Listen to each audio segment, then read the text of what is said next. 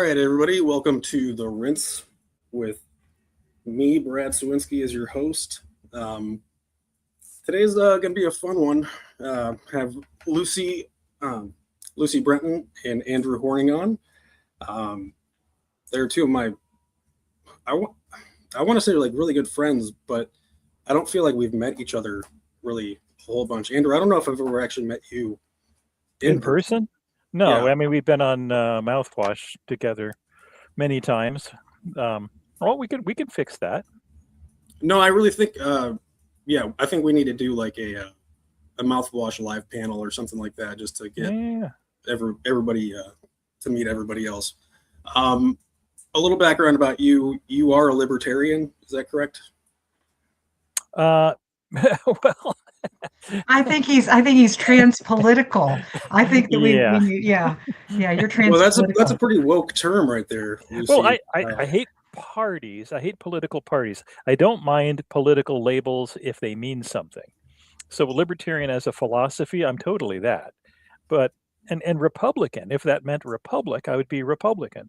But none of these party labels actually correlate very strongly to their ideologies. And I mean, right now, the Libertarian Party, like the other parties, has got kind of some big fractures, and it's pretty strongly along ideological and, well, I suppose even tactical lines. And so that's the kind of stuff I really hate about political parties. And all of them have proven to be corruptible. All of them Oh, have most proven to definitely. be Yeah. problematic. So it's not like there's any reason to say that I am a Republican or a Libertarian or something like that. You might as well, I'd rather say I'm almost anything else, by way of my beliefs or description. So, um, yeah. No, no, I totally, I get that. I like that you can be kind of, you can kind of morph into a different political party if you need to, I guess. But It's um, a vehicle. Yeah, it's just yeah, a one of the things that I love about you though is that every time we get together, you tend to spit so much reality at me that I get depressed because oops. no, and it's like a lot of your argument is the only people that are going to help us are ourselves, which is a terrifying thought. I think, at least to me, because and I think you're seeing it more and more across the country as people are being forced into caring about stuff, and it's that in itself is upsetting. It's like we would rather just not participate and like kind of sit back and live our lives, but everything that's going on right now is currently kind of like nudging you out of a comfort zone, and basically forcing you to act, I guess. Yeah, that's what you're describing is kind of like what I think of as sort of a political stages of grief. Where you go through I mean, most people are numb most of the time. And most people are followers. So they really, in a very, statistically political sense, really don't matter very much. You only have a few people that ever are really the actors and leaders in politics. So it's always been the case that the passionate few are the ones who determine everything. So if you've got, a few people who are awake, and you've got an awful lot of people who are happy with the way things are, then things are going to stay the way they are because most people are going to follow the leader such as they see it if that's the status quo. It's really only when people get upset or things get uncomfortable that things are going to change. And so I guess, I mean, I don't want to say I'm happy that you're getting uncomfortable, but I want people to get uncomfortable with injustice and wrong, because that's the only way to fix it. And the way that works in action is the few people that really know what's what will get off their duffs and start doing something and take roles in leadership, and the followers will follow. Well, Andrew, we have ballrooms to build, though. So I don't Yeah. know if Priorities. I get it. You got. exactly, exactly. Yeah. Is Lucy still on with us in audio? I think she dropped off. Okay. Well, because I was going to bring her up as she's always ready for a fight. I feel like Lucy is. Well, we all love Lucy. Yeah. Oh yeah, and that's one of my favorite things about talking to her and you. And I feel like there are things that we want to change, things that we just see happening, that,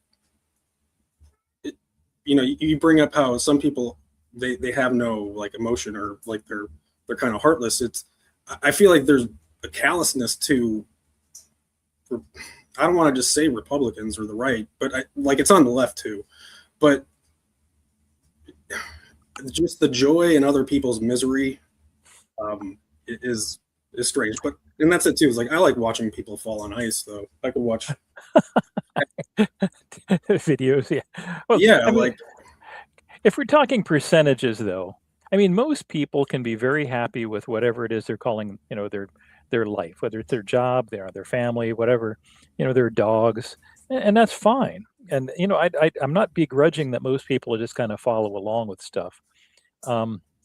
It's just when things get ugly, and things are really ugly right now, and really, I think that the difference between the political parties is that most of us don't understand that this is all a puppet show, with both of the parties being wholly owned and operated by roughly the same people.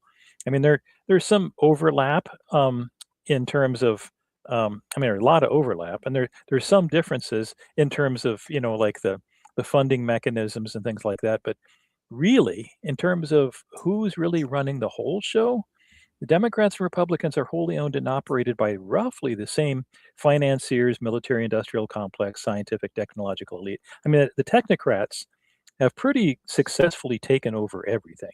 So the same people like, just think of any of the big tech names that voted for Biden in 2024, jumped onto the Trump train as soon as they saw that the Democrats were now a losing proposition. So they don't care who's going to win. They just want to. They basically just want to have a voice with whatever government wins. That's they bet on both horses, basically. Yeah. So that's Lucy, why Soros made friends with John McCain as well as Democrats. So it's it's really it's not what people think. And Soros keeps on giving out those checks for protesting. Yeah, sure. Everyone's making the big bucks going out and just holding up signs, I guess. Yeah. I still haven't gotten one, but Dang still waiting, I guess. Yeah. Lucy, just a little bit of background about yourself. If you could, when is the most recent time that you've gone to complain to your city council or county council? So this is funny, Andrew. You'll really appreciate this. So I try to hold our county commissioners' feet to the fire. And the auditor of our county happens to be the ones who takes notes of those meetings. So I went back and I reviewed the minutes month after month after month. And I kid you not, she had put in for the notes, Lucy Brenton came to complain again. Lucy Brenton, nothing. Excellent. Good job. Yes. Bravo. Yes. And so now our mutual friend, Rhonda Green, is going to run for auditor. I think she's on the Democratic ticket because they would let her. And I don't think that the current auditor can run again. I think she's had too many consecutive terms.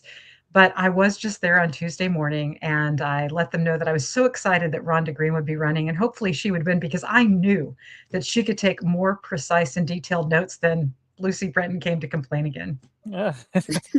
Although that is pretty comprehensive and important to understand. That's good. Yeah, and people should know that meetings are now being live streamed. All of the government meetings, even the ambulance. So I'm in Washington County, so you can go to YouTube and go to Washington County, Indiana, and you can see back on January the 6th, the first meeting of the year.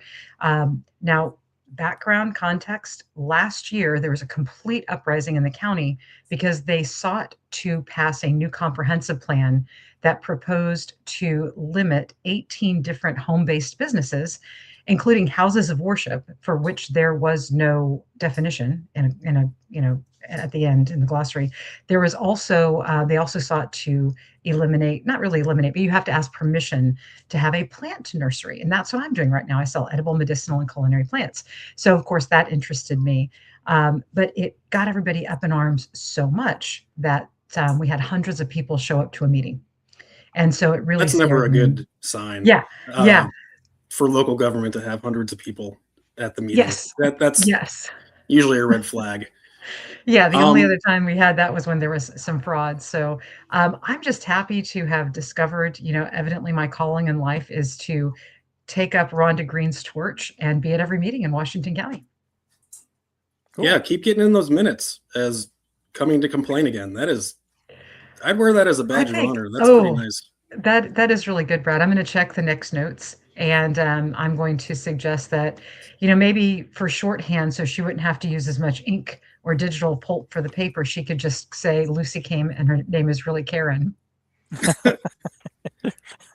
We shall Very call her nice. Karen. Anyway, go ahead. I'm sorry. You probably had something you actually wanted to ask me, and I screwed it all up. Oh, no, no, no. I wanted to, people to kind of get a sense of, you know, who you are, how you kind of find the government. And yeah, I think that was a really good That's representation of you. that's what I do every day.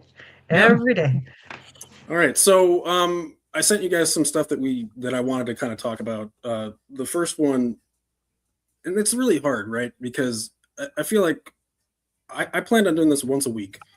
And in the in-between time of today and last week, there was another shooting. There's all these things that I even want to go over, and everything that happened in Minneapolis just kind of like almost it just casts a shadow on all of this. I feel like, but it doesn't mean that this didn't happen or the other things didn't happen or that those aren't important. So before we get into this, I kind of want to say, is everything that's going on just distractions from the DOJ not releasing all the Epstein files yet?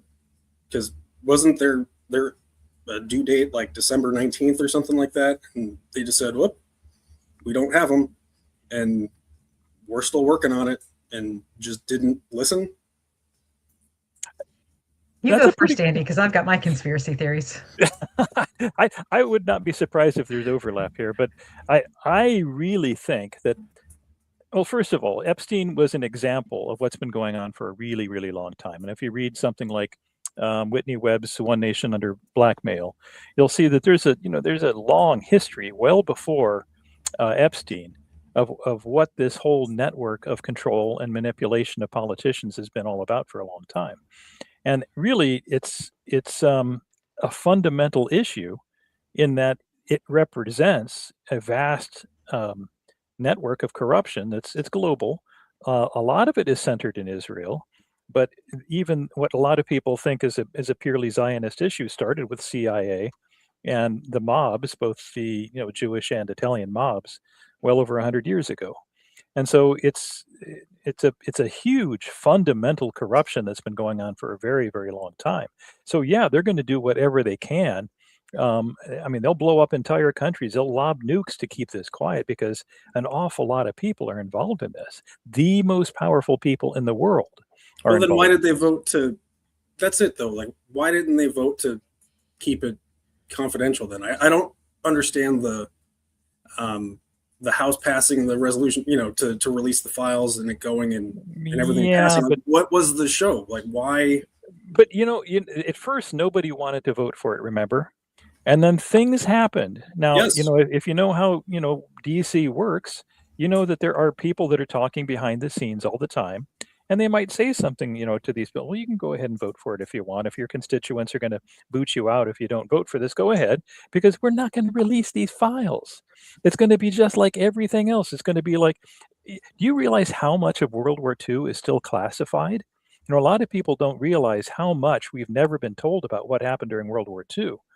And we're never going to get the full truth about JFK, and even though it's pretty well known who and what happened by now. But Oswald. Yeah. well, No, I'm kidding. It yeah.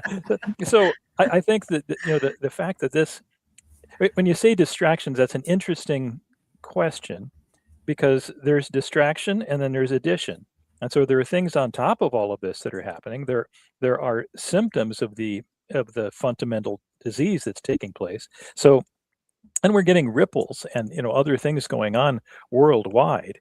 So wars and the oncoming. In fact, let me just put it this way: if you look back at the technocracy movement of the 1930s, and you lay over a map that was drawn up in 1940 that shows a picture of the American Technate that goes from Greenland all the way down to Venezuela, including everything in between, including, the 51st state of Canada, you'll see that this makes things kind of start falling into place. And the technocrats back in the 1930s did not really, I think they kind of foresaw AI, but it was really more in terms of mechanisms and robots and things like that back then. They really didn't have the Like comprehensive. automation. Automation was already taking place, and so there was already shifts in the way the workforce was organized from the early industrial revolution up to through the 1930s. And the World War I had already happened, and they were already seeing how quickly you can mobilize and build giant machines of war and giant machines of control, which are roughly the same thing. And so basically what you saw with that technocracy movement is, and just to not put a too fine point on this, Elon Musk's grandfather was one of the luminaries in Canada of the technocracy movement. And so there's a lineage to this. There are key people who are speaking out about the very same things. If you read Klaus Schwab's 2016 book, is it The Fourth Industrial Revolution, you'll see that it's total overlap with what they were talking about. And basically it's the same sort of Malthusian eugenics, a lot of the same sort of government notions that the Fabian socialists started even well before the technocracy movement. So there's been a continuous lineage. And if you ever want to get into like really, freaky conspiracy theories, I'm writing a book on one, it's kind of, it's good. Yeah. It's a novel, but I'm weaving in some stuff that actually people have been talking about for a long time that goes way back to the Phrygians thousands of years ago. Well, all right. So I want to get to, because this kind of goes in with Trump wanting to buy Greenland, I think, too. What the hell is he thinking with this? It kind of came out of nowhere again, or I feel like he goes in ebbs and flows of. But hey, it didn't really. This has been a constant. Greenland has been on everybody's plan for a long time. Well, strategically, if you're thinking, we have military bases there, right? We do, and we can already. The dumb thing is it's already NATO protected territory. Yeah, and we're part of NATO, right? As of now. Yeah, but that's the other part to this. So depending on what we plan to do with NATO, whether I think part of the urgency of it now is that Europe is falling apart.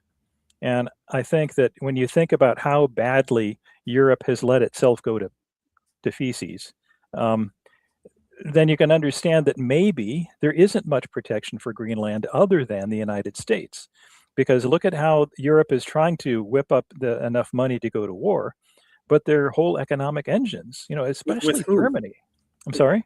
Who are they wanting to go to war with? Well, that's an entirely different subject that, that I think we've overblown and kind of conflated lots of other issues where we've made enemies of the rest of the world. We're the good guys. Andrew, come on. This is actually maybe not so much. And you think about what it is that why have we hated, Russia for so long and still do when, Putin, when he first took power, he was kind of assuming that, okay, we're ready to become part of the Western world now. We want to join NATO. And they were serious about it. And we were working deals. A lot of people don't remember, that maybe you weren't alive when, I don't know how old you are, but when Trump went to, okay, well, so you were born at about the time when Trump went to Russia. He wanted to build hotels in Moscow, and this is when there was a lot of the talk with the Russian great communicator. Remember the guy with the map on his head, and they were talking about dissecting the Soviet Union, and that there was going to be an organized collapse of the Soviet Union at some point. They were talking about it well before it happened. And the idea would be that this would allow the unification of Germany, and then we would, bring in Russia and all of these Russian states into the Western world and welcome them to our economy because they had, Russia has tremendous amounts of natural resources. And, we would have benefited with, trade with Russia and all of their satellite nations. So there was a lot of optimism for a while, but this is an entirely different show to get into why it all blew apart. And I bet why, it was Biden. Biden was probably involved in just Biden, ruined that. he's got a long history of doing dumb stuff, but he's not the only one. So, I mean, this is Democrats, Republicans, and the military-industrial complex. So, Oh yeah, we could do a whole warned show us. on Yeah, Eisenhower's farewell address. That was I went to the Eisenhower Presidential Museum, his presidential library this summer. It's in Abilene, Kansas. Well, I was driving to Denver, and I was like, yeah, all right. And Eisenhower's a Republican, and I love him. Like, he was a good president. He did the federal interstate, like the highway system. Like, that is the most remarkable thing to me. He did a lot of stuff that a lot of people would call progressive now. So, he started, well, anyway, without going too much into that, just remember that when he made that speech, couple hundred words down from where he actually mentioned the military-industrial complex, in that same speech, he mentioned the equal and opposite, problem of the scientific technological elite. And so he really had, he basically, kind of like George Washington, when he gave his warning about political parties and factions and all of that stuff, he gave a pretty comprehensive view of what the current dangers of the nation really were. And if we had listened to either one of those guys and heeded their warnings, things could have turned out dramatically differently. But in the case of Eisenhower, he presided over and basically created some of the problems that he warned us about. And being at the top of the military order and the political order of the United States, he was well able to see the problem, and he did try to warn us about it, but it had already happened by the time he left office. That the military-industrial complex. It was already in progress. Yeah, he was already in progress, and the CIA was already doing experiments on humans, and weird stuff was already taking place. So it's not like, that this wasn't stuff that whether he could have stopped it or not, I don't know, because it had already been happening for quite some time. That our secret agents, whether it was the CIA, OSS, or the Secret Service before that, they were already manipulating Congress people through sexual blackmail and other means. And so there was all kinds of stuff that was taking place. If you read more about what J. Edgar Hoover did, that little pervert did a lot of bad stuff, and he knew what other bad stuff people were doing. So he kept a very careful notes. It's things like this that make me think, what kind of U.S. history should be taught to, good question, school kids? Because at what point do you get to these kind of topics?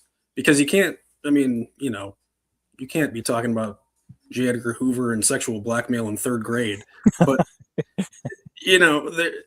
there should be a point in time where it's a fine line between wanting people to be proud of their country and wanting people to not be so easily taken advantage of, I guess. But I don't know. But if you're in charge, you kind of want that. Probably you just want people. But what is our country?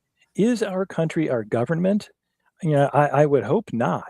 No, I think the people and that's the issue that I'm having right now, is that all of the people that seem to be in charge have no idea what living life as a typical American is like. Do you think Donald Trump or anybody in the administration could successfully navigate a CVS self-checkout?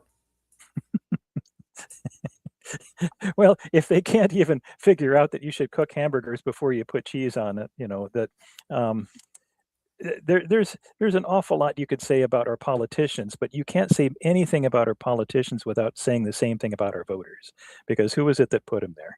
So, I'm always a little bit circumspect when I'm trying to. That is the kind of Andrew Horning ism that makes me sad. Because it's we are the ones to blame for all this. Yeah. Okay. Lucy, did you? I kind of want to ask about the Greenland stuff, and did you see um, Trump's message to Norway? I did. This man posts the funniest stuff. Like I get a chuckle every time I see it. It's a new level of megalomania, like we're in some stupid Mario Yeah. game where you only get to advance if Trump says something stupid. But I mean, about the Greenland thing, I mean, as Andy pointed out, it's been recognized generationally as something that's very strategic. And if you look at a map of the Earth, which is a sphere, by the way, I know because I'm an anti-vaxxer, people think I'm a flat earther too, but I'm not. So when you look up at Greenland and then you just look over the Arctic Circle, like there's Russia. Like how easy would it be to attack there? Not to mention the incredible natural resources that are there. People even talked about the possibility of putting data centers in Greenland because it is so cold, and that might reduce the need for water usage to cool those AI centers. So, I mean, whether the Terminator drones come, marching down or flying down from Greenland, or whether they sprout out of the cornfields of Indiana, we're all dead. Yeah, I was gonna say like I didn't think we would be the ones to like turn Skynet on, but I didn't anticipate Pete Hegseth being the one that would be able to, because that tracks. I feel like that. Well, I'm it's like, oh not yeah, just that. okay, It's Palantir, yeah. and yeah, and obviously, JD Vance was brought into power and offered to Trump as his vice president, specifically because of his Palantir connections. And what's the guy, Peter, whatever, that's the head of Palantir, who Thiel, actually did, yeah, Peter yeah, Thiel knows about the Antichrist. I know I love he that did. song. That's a good He one. did a multi-city tour to explain to people how he's not the Antichrist. But um, I'm a real believer that on the I don't want to say in the conspiracy theory, they're conspiracy exposures. We're just continually exposing them. And so there seems to be some truth to the idea that, and I don't call them elites anymore, they're the parasite class. They're latched onto us, sucking everything out that they can from us until they go into the next host. So there seems to be a real truth to the idea that they do particular things. For example, there's something called revelation of the method. And that is where the parasite class discloses exactly what they're about to do to you. And then if you don't act against them, then it's considered voluntary. And acts that are voluntary by you do not attach to their karma. Now, I believe Almighty God may have something to say about that. But when you look at movies like Terminator, The Matrix, you probably just saw the new double suicide pod and the med beds. Those all look suspiciously like what we're holding the copper top battery, the people, in the Matrix movies. And so I think in a very real sense, they tell us what they're doing ahead of time. Oh yeah, and I mean when you look at, I don't want to just say like Project 20, like everybody tells what they're going to do. Like like they'll basically announce it, and then if you do call them out, though, it'll be like, no, we're not doing that. And then once it's done, they'll just say, oh yeah, well, it's already done now, so we can't do anything about it. Well, you It's may like be with familiar. Oh, sorry. well, it's like with Doge, and it's the same thing that's going on with ICE now. It's in hindsight, everybody's like, oh well, we should have gone in with the scalpel instead of a sledgehammer. It's like, no shit, no, like how? Why would you think that dismantling the entire thing is going to like fix it? Well, Yeah. I mean, all we would have to we would have to do one simple thing, Brad, and that is to compare the Constitution with the program that's proposed or in place and Mhm. say, is it in the Constitution? Nope, got to go. And they could be all completely, cut off tomorrow. And I would be a happier person. I mean, I'm not a brutalist. So, there probably would need to be some sort of 24-day, 24-month rollback. But the problem with that is if you don't act quickly and decisively, it's just like when you punish your kids, and when you're disciplining them, you can't be mealy-mouthed about it. You have to be able to take a stand and to deliver the truth. And that's not been happening in the American landscape. well, in fact, I'd say more fundamentally, when you're talking about things that happen gradually, that's always going to be degrading process. If you want something good to happen, given what human nature basically is, we have kind of a brutish, authoritarian, follow the alpha natural condition. And if you want to fight that, if you want to have anything better than that, it has to be with resolute, fast, decisive action. I mean, you really have to act strongly. I hate to put it in terms of revolution, but at least, I mean, all revolutions start in the mind anyway. I mean, you have to at least decide that you want to have something different, and you want to, you want it different badly enough that you might have to take some extreme action to make that happen. And so when I, wrote my, if you read, there's an excellent book. It's called Relighting the Torch. You can find it on Amazon. It's actually pretty brilliant. It's got some great suggestions for how to actually wind down the government. I mean, obviously, we have to vote differently in order to get the people in office who would actually do it. But the point is, if we did what Lucy just mentioned, and if you just hold the Constitution over, the government and just cut off everything that doesn't fit in it, you might have to have, even in some cases with some programs, you might even have to have like a 10-year wind down, because we are so dependent on so many of these programs. Yes, we have. Yeah. A lot of us are totally dependent on government. And when you've got that kind of scenario, you're looking at basically the fall of Rome right now. And, I think one of the things people forget about the bread and circuses is that was not just for amusement. That was an incredibly powerful social control tool at a time when Rome was already falling. And if you look to see how the increase in violence and spectacle in the arenas tracked very well with the financial and social state of Rome, you'll see that, by the time everything started really falling apart, there was, 40% basically unemployment rate in Rome. And people were highly dependent on the bread rations that they were given. And so, that was when they really had to start, that they had their own way of devaluing the currency. And so they were, adding tin and copper to the silver coins to devalue them. And by the time it all fell apart, Rome had no money, people had no money, and they couldn't pay their mercenaries anymore. And it opened them up to just falling to pieces. And we are in exactly the same sort of scenario where we have our tax-funded, gladiators in terms of professional sports and all of that kind of thing. But we have even more than that. We have entertainment systems, education systems, and so on that actually kind of serve the same role as the big arena did.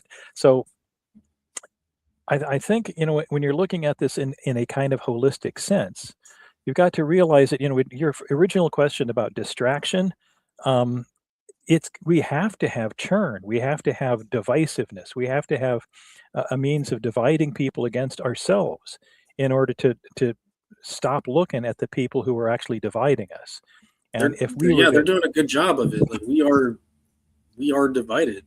Yeah. I mean, we're watching we're seeing the same videos and coming to completely different, conclusions of people being shot. Like that is one of the more upsetting issues for me, I think, about the Minneapolis stuff is that, everybody is narrating it with their viewpoint already made. Like, did you see that? Did you see that? He's reaching for it. It's like, yep. Just keep watch it first, watch, digest. And when you say like that, it has to be fast, or the revolutions are fast. It's unfortunate that we can't stop and think about it. I feel like there's no opportunity to even digest it all, because it just keeps, if you try to do that, there's going to be another pile on top of you of more stuff that you have to try to rationalize. Well, there have been people that have been stopping and thinking about it for a long time. And so it's not like a lack of information. Like I said before, and I strongly believe that it's really always only a few people that just run everything. And those people have been thinking, the bad people and the good people, they've been thinking. And it's really just a matter of what is everybody else going to follow. And I think that, right now we've been too comfortable and we've been too duped. I'm actually grateful that this is like the first time in human history where it's been so easy to find alternative voices that don't parrot and amplify the powers that be. So traditionally speaking, I mean, I was a newspaper editor in my former life. You know, I worked for I had a column in the Indianapolis Star. I love the idea of the fourth estate. But the truth of the fourth estate is that it's almost always been a mouthpiece of the government. And when you think about how powerful that actually is, then you understand how powerful alternative media has become very quickly. And I'm really, I hate to use the word optimism because I don't want, to bust, my reputation here. But but I think that there is cause for optimism, and that we have an entire generation of people coming up who don't trust what they've been told. They don't trust politicians. And while I do, regret that so many young people have fallen into the trap of authoritarianism and think that, socialism is a great thing and they don't see the authoritarian underpinning of it. I am grateful that at least they're skeptical enough that they're looking at other sources of information. And yes, young people are just as divided as we old folks are. But I think that there is at least hope, and that we're seeing different kinds of things. And like that, was it that dress that some people saw was gold and other people saw it was green or whatever? Oh, and that blue. was. Yeah, the blue and Yeah, gold. Yeah. Yeah. So I mean, we still have that kind of phenomenon where we're so easily fooled into drawing ourselves into two different camps. Are you this colored dress or are you that colored dress? Are you Democrat or are you Republican? When really it shouldn't be anything like that. And I'm hoping if things get bad, well, let me put it this way: when things get bad enough, that we finally have the reason to say, "Whoa, we've got to change stuff." Do you think we can elect our way out of this? Well, to me, election is just really a test of where our head is at, if nothing else. I mean, my election team proved in 2004 that there was significant fraud in Indianapolis. So we know that they're capable of manipulating elections to at least some degree. Now, I mean, up to now, it really hasn't mattered because it's really just been tweaking the results between Democrats and Republicans, who are really owned by the same people anyway. They're going to do roughly the same thing when it comes to finance, when it comes to war, when it comes to Israel, whatever the case is. They're all going to do the same thing. So, even things like the redistricting fight, my take on that was that it's kind of immaterial, and as long as the parties roughly do the same thing. And I don't know if you've ever seen those videos where they have dogs that are barking at each other through a fence. Rah, rah, rah, rah, rah, I hate you, I hate you, I hate you. And then the fence opens up and then they stop. Oh, yeah. I think that, if you were to see how it works when you have Democrats in charge, then Republicans go, rah, rah, rah, rah, rah, rah, rah, rah. And then when the Democrats are in charge, they go, rah, rah, rah. But they don't really make any difference in terms of our standard of living. It's still this costs keep going up. They keep spending more. They keep going more in debt. They're doing roughly the same thing. It's just that they bark at each other. Kind of, it's obvious when they're not in power, they bark at the other side, and then the people who are in power, like right now, the Republicans have a total lock on power in Indiana and the federal government. And the only thing they can do is say how great everything's going. All they can do is gaslight us because they're doing roughly the same thing as every administration before. Really, about the only thing Trump is doing differently is with immigration. And even in that, he hasn't deported nearly as many people as Obama did. Mm-hmm. So,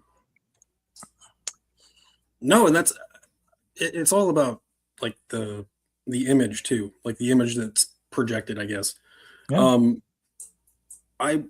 One of the things on the screen now is so Trump's speech in Switzerland to the rest of the world leaders included this paragraph about the 2020 U.S. presidential election and the fact that the war in Ukraine wouldn't have started if 2020 wasn't rigged.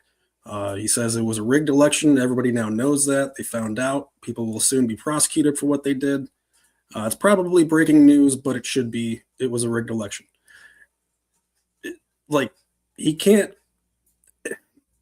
How is the president of the United States going to a world forum talking about how the 2020 election was stolen from him and rigged like, how does that make any sense for our country, I guess? And what is that going to lead? Do you think he's going to try to run again in 2028? Well, I mean, everybody always says that the last presidential election we're ever going to have. I mean, I heard that under Clinton and everybody since. So, I mean, that's a common trope. But I think the whether there's I mean, obviously there's fraud. I mean, there's always been election fraud.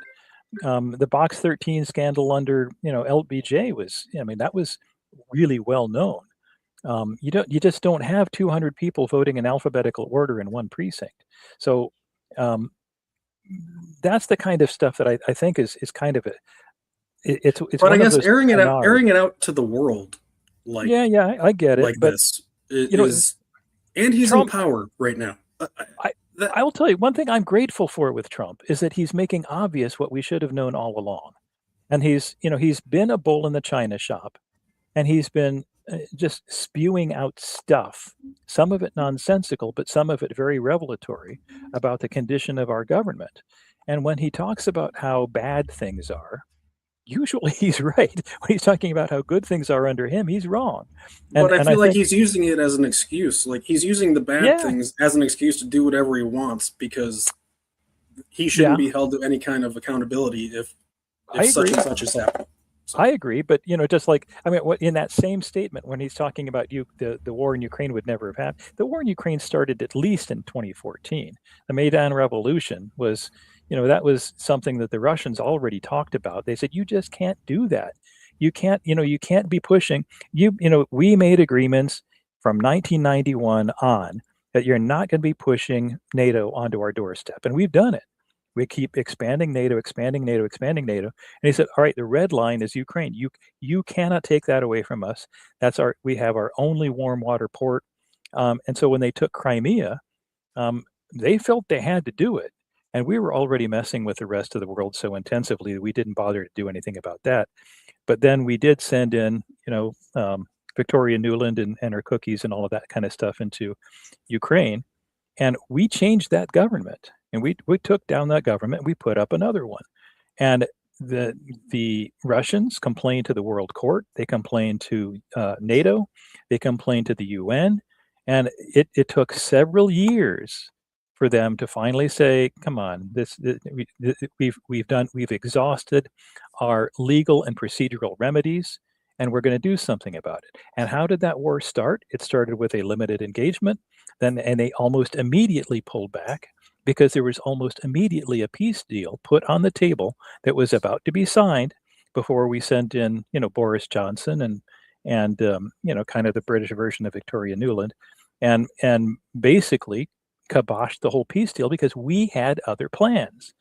So this had nothing. I mean, Trump's full of beans when it comes to anything related to foreign policy, because he's got another agenda. He's been paid to do other things.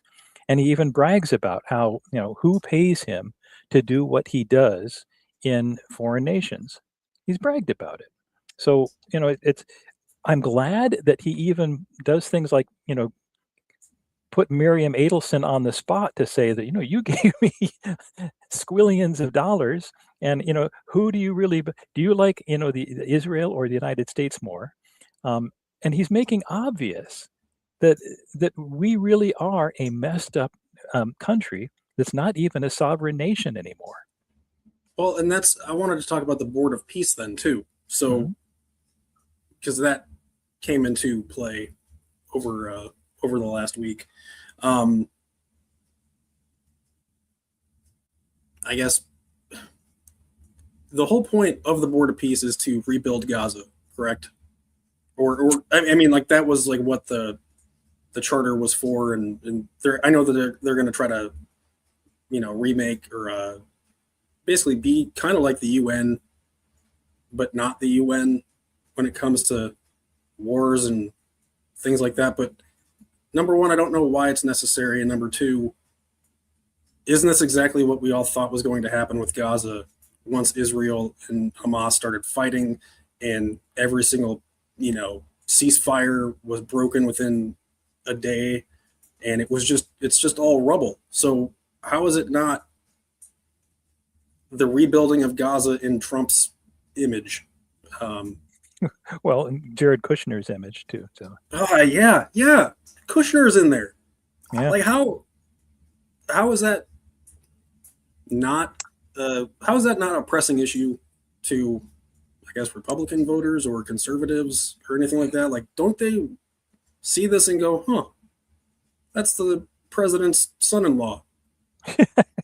I was mad about Biden and well, the Biden I don't want to crime go off family on, making this, but I've been talking too much. I should let Lucy. I mean, I could go off on this for a month now, but I probably ought to just let Lucy. oh no, yeah, Lucy. No, I know. It's just so funny because usually I'm the one bringing all this stuff. And with Andy here, I'm just like, I could just be, surfing the internet or something. I'm going to address a couple things in the comments. Specifically from Tommy Ice, if Greenland is for Greenlanders, why can't America be only for Americans? Because we're the parasite host country. Don't you know they're a host country? And I just described the leaders of Minnesota parasites, right? Yeah.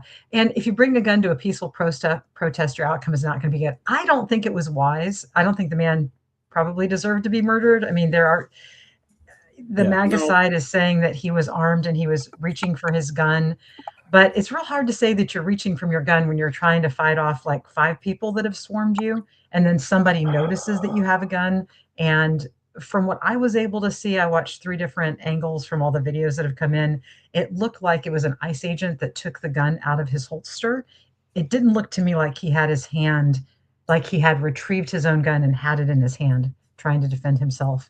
So what we do all know is that qualified immunity is one of the things that if it did not exist and we could actually effectively prosecute the murderers that make it onto the various flavors of law enforcement, that we would be better off. I have proposed, and perhaps you two gentlemen will agree with me, that there should not be qualified immunity, and that any judgments should actually inure against the police retirement funds. If their retirement funds were paying these instead, paying these events, these murders, instead of taxpayer dollars, they might act different if there was a consequence that was meaningful to them. No, I don't know that the union would agree on that. Yeah, the union, right. Well, I think that's a good response, but I think fundamentally we created this problem a long time ago. So, bad laws mean bad outcomes, and bad situations bring in bad cops. And so, we've got with ICE, they wanted, I understand why they felt like they had to do this really fast and build up this force really fast. But you do that, you're going to end up getting people who should not be given a gun. And you're going to have lax training standards. They're not going to be, that the rules of engagement for ICE are really pretty clear, but I don't think many ICE agents know that. And so correct, yeah, but they're following their training, Andrew. That's what Kristi Noem training is that the ICE agents are following their training and following their procedures, and her and Bovino have the same exact talking points. It's just, well, I mean, the fact that you've got ICE agents in mass at a protest isn't a good idea either. I mean, ICE agents should be doing their ICE agent stuff.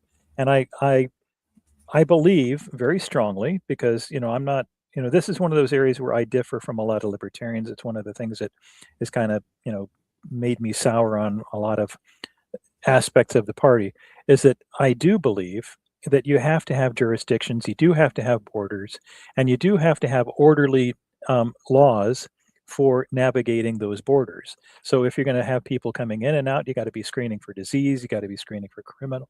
I mean, you have to have some order to this.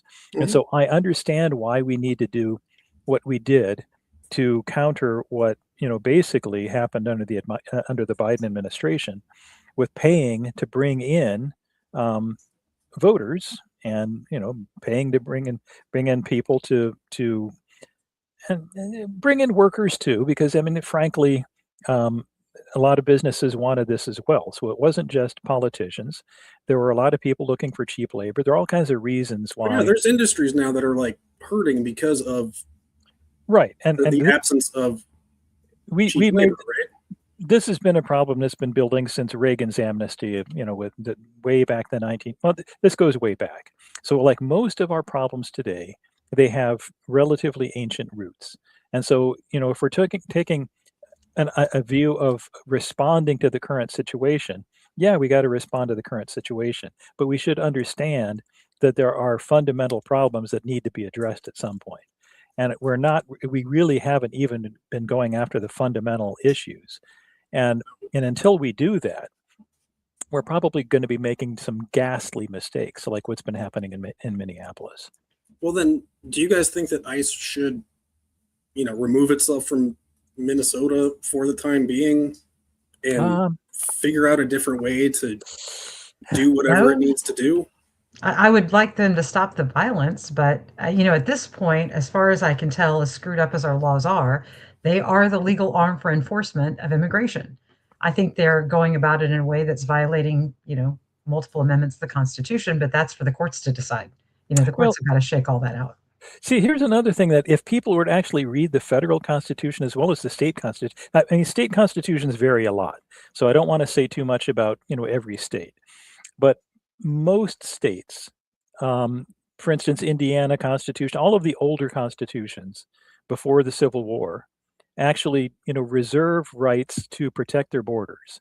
And the fact that really the federal Constitution only is about setting the standards for naturalization, and they really, when it comes to invasions, yes, if there is an invasion, they can take authority, but states also have the authority to repel invasions. So I think we've underplayed the state's power and role in immigration, and we've overplayed the federal government's role in immigration.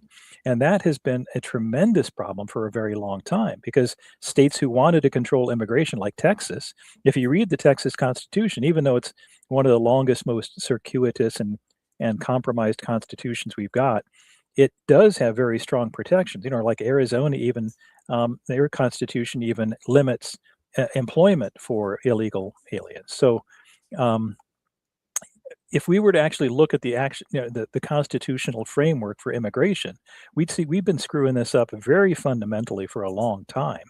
And the solution would be to just make our laws consistent and constitutional as they exist right now. And then we would be winding down a lot of this trouble very quickly. But that is radical thinking, and and the best part of that, it would be distributed back to the states. So, for instance, because people used to be all about states' rights, I thought. I remember hearing all about states' rights forever from the right, especially. And now it just seems like, hey, feds, you obey the federal government or else, and it's very strange to listen to. Now, and I mean, that said, states have been basically intentionally violating their own laws as well as federal laws. So in the case of Minnesota, and, in places where they have like sanctuary cities, Houston and other places like that, they intentionally violate not only the state constitutional laws, but the federal government laws when it comes to naturalization. So, that we have a problem that you can't just say push it back to the states if you want anything good to happen, because we have bad problems there as well. Yeah. Well, no, because if you look at Indiana, and I want to rely on our state government with Ron and Micah and Diego and Todd. Diego, my gosh. Oh yeah, that is another thing. But if you think even back to the times of Abraham Lincoln, when the states wanted to secede, and they turned it into a race issue when it was really about the states' rights of secession. I learned when I was 14 years old by reading books not provided to me by my school and outside of the scope of school that Indiana had recognized the states' rights issue and had wanted to go with the South, and that Lincoln put our senators in jail so that they could not vote with the South. So, are we surprised that 200 years later, we're still having the same kind of problems between the federal and state governments? Well, and I wonder too, though, and I know everybody's going to say that, oh, well, I don't trust the Biden administration either. But if you look at, so in Trump's speech in Davos, he flip-flopped Iceland and Greenland a couple times. Yeah. Four times, yeah. And it's one of those things where, Yeah, okay, we all saw it, and things happen. It doesn't have to be an issue really, but Caroline Leavitt, the press secretary of the White House, puts out, no, he didn't. His written remarks refer to Greenland as a piece of Yeah. ice because that's what it is. Does And anybody think that, before he should be allowed to, like, I don't know, invade something or do something militarily, that they ought to give him like a great big flat map of the whole world without any notation as to what those countries are, and he's got to locate them on a map and write it on the little line like we did? Because we were all confused about Greenland and Iceland because Iceland is green and Greenland is ice. So, he's getting up there in years. well, But he and, should be able to locate it on a map at least. and I'm fine with it just being an honest mistake, even. But for the White House to double down Yep, and that's exactly lie, right. and like it has a reader's check on Twitter. Yep. So they're still doubling down on that. So when I see this, something so stupid to lie about, and then you see Kristi Noem and Greg Bovino saying that the man approached officers with a 9mm, and it's like their description of it isn't. And I guess they could argue that their description is not wrong because of words, I guess. But when you watch the video and you try to match that up to what the video was, it is completely inaccurate. So I guess, is this government able to be trusted? Well, you're bringing up a really important point too, and that how quickly Democrats and Republicans will switch their line depending on who's in charge and who's kind of overseeing the problem du jour. So, for instance, you've got a lot of Republicans who would they're the tough guys who say we should all have the right to keep and bear arms and no matter what, and but not at a protest, but not in Minnesota, but not if you're a Democrat. And so that's the kind of thing that is unfortunate, and that tribalism is infecting everything right now. So, how do you call that out? How do you? I try. I mean, you could see on every election day, you can see how successful I've been at that. No, but I mean, I feel like a lot of the people that are susceptible to this, I know, and are rational people in other walks of life, or it's not. This is really the only time where I'm like, how are you listening to this and not realize you're being lied to, or you're okay with the lie? And that's the most frustrating part for me, is that the people that I talk to that disregard it, I guess. And I'm like, well, how do you know they're not going to lie about this, or they're going to keep? And it's stuff we all can see, stupid stuff that we all can see. Well, but can we all see that? And that's where I keep coming back to that. How many people really? I've got a chapter in my book, and there's two kinds of people, and it really comes down, fairly simply, to people who follow and people who are lead, in one sense, where you've got people who think for themselves and you've got people who don't, and most people do not think for themselves, and I hate to be, I'm really only speaking in politics. If you ask them about anything else, if you ask them about sports cars, motorcycles, sports, their kids, their dog, they can be incredibly intelligent. And my whole working life, I worked with scientists and engineers and doctors and highly educated people. But you get them talking about politics, and you find that they are, incredibly naive. Most people, especially when they get up to a certain level, there are an awful lot of really intelligent people who are very laser focused. They're like border collies. They don't, they're intensely just, this is what I do. This is where I'm going. They don't see left or right. They just, straight ahead. That's what they do. And so most people, like I said, are going to be followers. And then you got the few alphas that want to be in charge of everybody else. And you've got very few people who are willing and able to lead, who are not the kind who want to run us into, an authoritarian hellhole. And it's frustrating, that, this nation was built by a relatively tiny number of people who were highly educated, and they knew each other, and they corresponded frequently, and some of them might have hated each other, but they respected each other, and they respected each other's intellect. And there was this period of intelligence in government that just doesn't happen very often. And we don't have that right now. And what we have instead is we've got corporate powers who have assumed the mantle of government. And you've got, one of the basic tenets of technocracy is that these people claim to not like government. And we're going to replace politics with experts. But then they become government. They become the politicians. And so you've got people like Elon Musk, who almost made it into a very powerful political situation. But then you've got other people like Peter Thiel, who are the kingmakers now, and they're very strongly behind for instance, our vice president.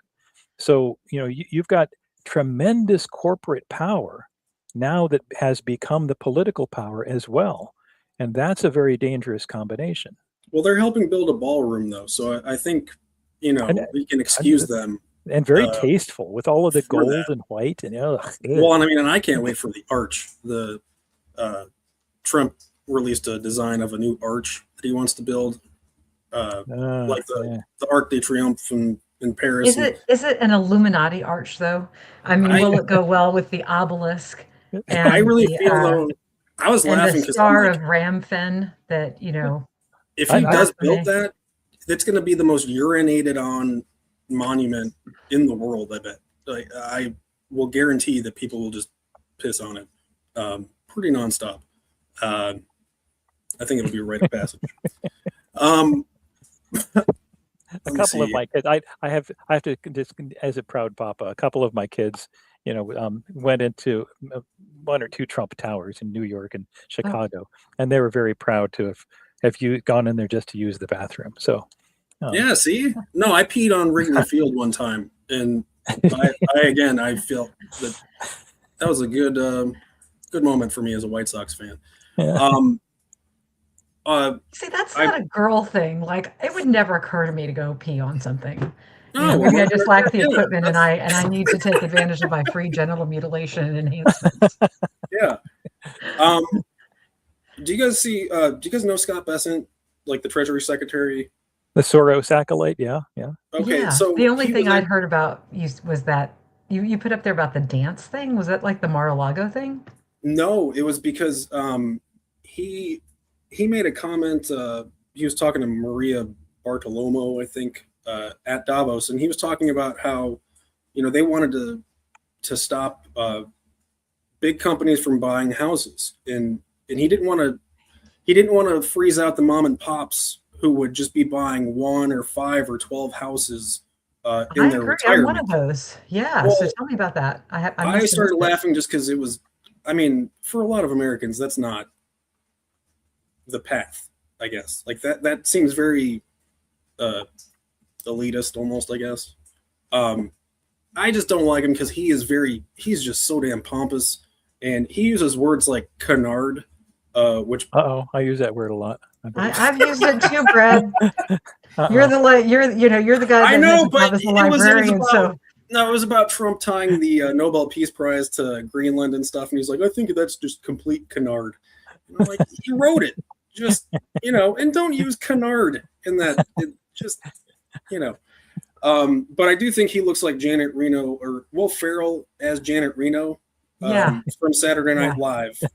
Janet Reno's dance party was the skit. And so, the Scott Bennett dance party. But I think they look so much alike. Honestly, if he put on lipstick, that would be pretty like that would be the same guy. I did want to thank you guys. We're gonna do like one more topic thing. And so like about 5 minutes, I guess. But okay, so this week in Indiana, 2 protests took place. 2 rallies took place. The first one on the left, it was 300 Carmel High School students participated in a walkout to protest the Trump administration.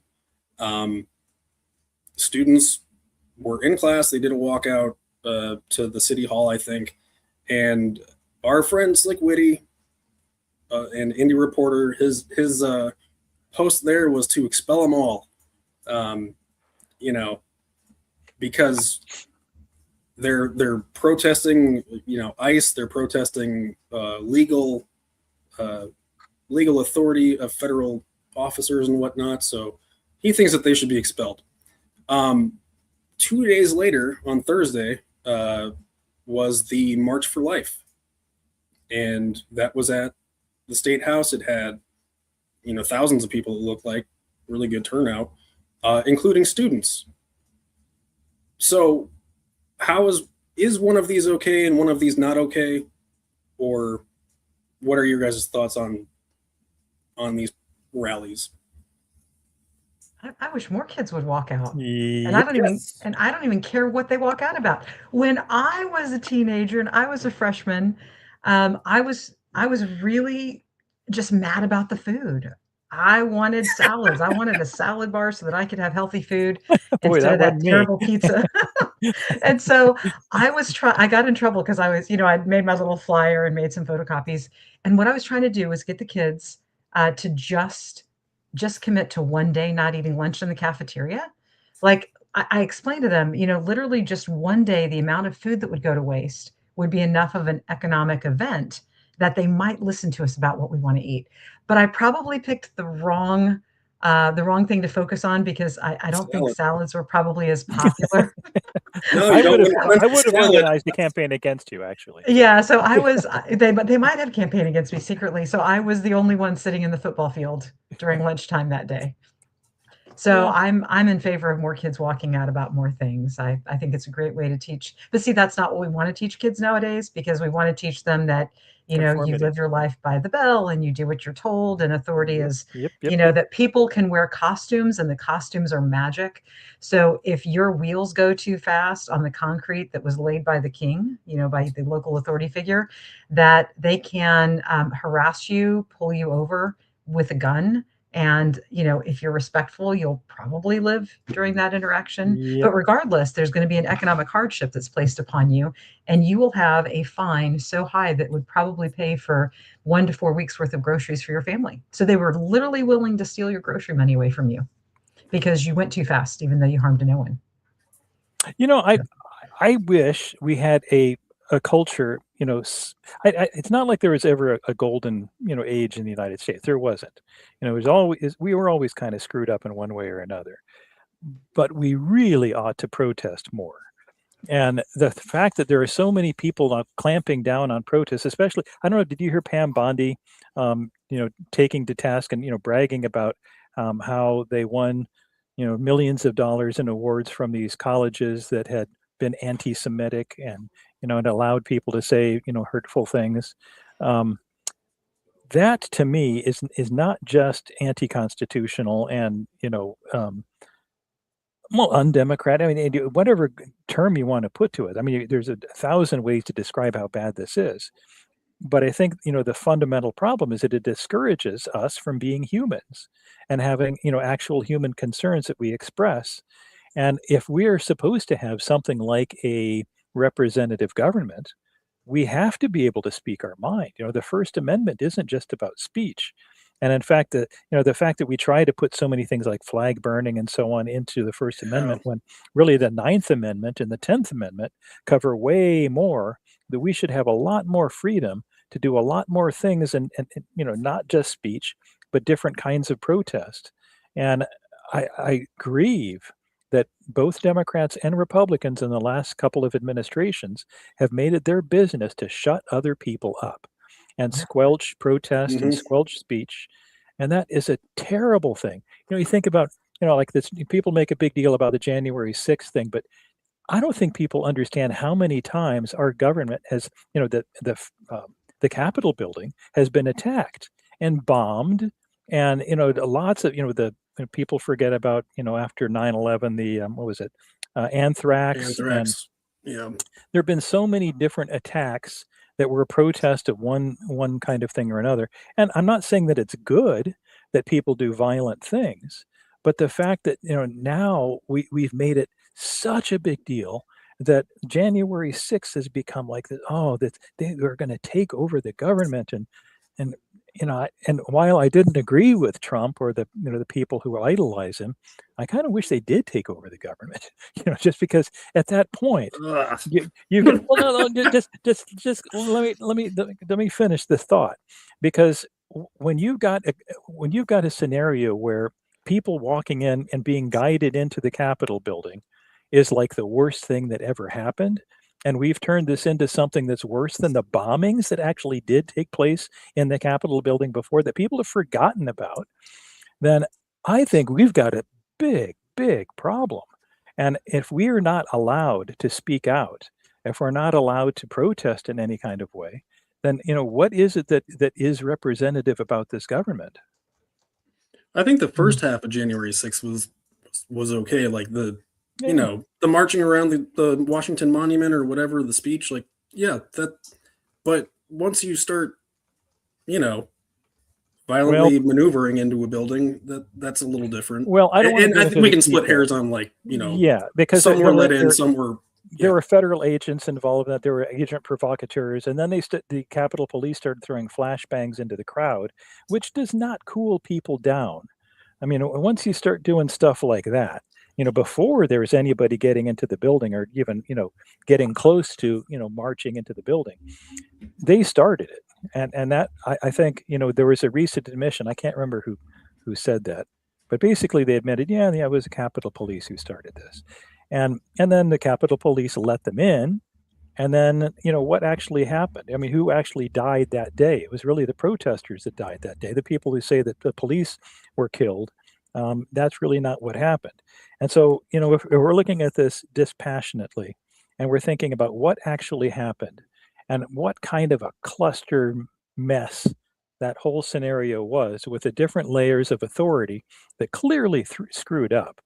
And they knew that there was a possibility for violence there, and they stood down some. Well, anyway, I don't want to get Well, into the you details. brought up a term, dispassionately.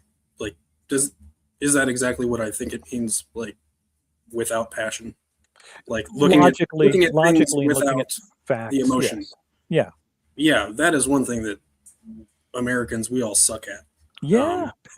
We are Bad. terrible at that. Left I am and too right. sometimes, I guess, but that's Like, I that's think just humans, it's a human, but our want to be on, like, the right side shouldn't always trump our ability to change our minds, I guess. Uh, it's like, I see people excusing new information that might change their mind because it will, and they don't want to move out of the bubble that they're in. true. Um, Pride so, versus humility. no, and that is a hard one. I'll end it on this. There was a quote somebody put that, um, it's always okay to change your mind and to do the right thing, or and to, you know, see a new piece of information and update your thoughts. But I think that you mentioned pride, but there is also the other side that is, like, ready to rip on whoever is changing their mind because they were dumb enough to think that first thing in the beginning.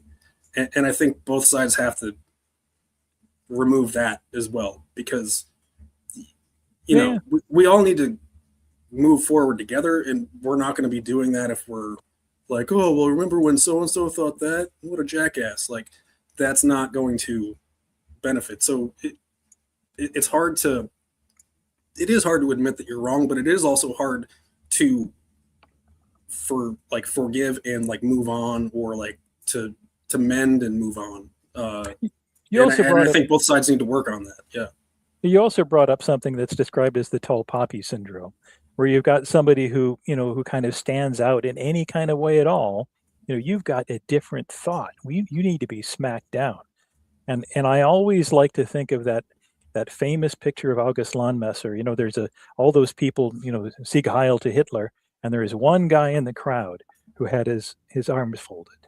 And I think, that is the tall poppy. Now, sadly, he got sent to the front and killed. And terrible ending for that guy. But if we had more people like that who were not afraid to stand out, and our desire for conformity is beaten into us in schools so much that, we're talking about, the school protests. What is it that's so bad about it? These kids are standing out. They're doing something different. They're supposed to be in class. You're supposed to be on a conveyor belt. It's just like you're supposed to be. This line is for transmissions, and when you're done, you're supposed to be a transmission. You're not supposed to be an engineer if you're in this line. You're supposed to be this, and that kind of thinking of assembly line education and assembly line development of humans is shocking, and our founders would be horrified. And it keeps, I think the story is apocryphal. I don't think it ever actually happened, but one of my favorite so-called stories is when Hitler was arguing, or somebody's arguing with Hitler, and he said, you're arguing with me now, but your children are in my schools. And that's a very chilling thing. Jesus. Don't be surprised when you send your children to be educated by Caesar and they return home as Romans. Yep. That is all right. Let's end it on that. That was a good one. Thank you, Lucy. Thank you, Andrew. Yes, I wanted to try to keep it into an hour and stuff. So, but yeah, I really appreciate you guys and everybody in the comments. Thank you so much. I'll try to get better at doing the comments and stuff too. But hey, we're all works in progress, guys. So everybody stay warm. You're doing a great job. Yeah. No, this was a fun time. I love doing this. But yeah, tune into Witty Reviews Tuesday at 8, Mouthwash at 9 on Tuesday. So we'll see you guys later. Bye, everybody. Thanks.